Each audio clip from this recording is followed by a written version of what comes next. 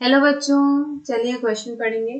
Question में लिखा है xylem translocates. Option A water only, B water and mineral salts, C water mineral salts and some organic nitrogen, या फिर D water mineral salt some organic nitrogen and hormones.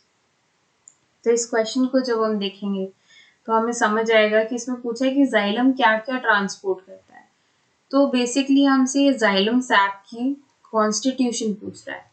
तो हमें पता होना चाहिए, बेसिकली फैक्ट है लेकिन हमें याद होना चाहिए कि जाइलम सैप किस किस चीज से बना होता है। राइट, सबसे पहले मेन है वाटर।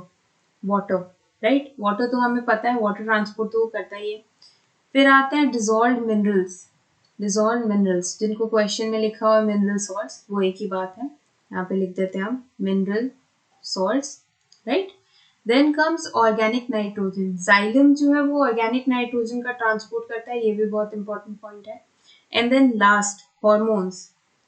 कौन से हॉर्मोन्स? Plant hormones.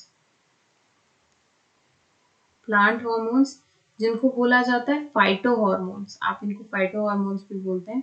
इसका भी ट्रांसपोर्ट जाइलम सैप के ही थ्रू होता है। So we can see as we can match, इसका आंसर बिल्कुल सही होगा, that will be option D. ये चार चीजें ट्रांसपोर्ट मेनली सिर्फ जाइलम ही करता है, फ्लोएम ट्रांसपोर्ट का डिफरेंट मैकेनिज्म होता है।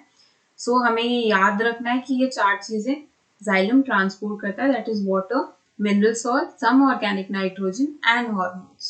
So I hope you understood the question. All the best. Thank you.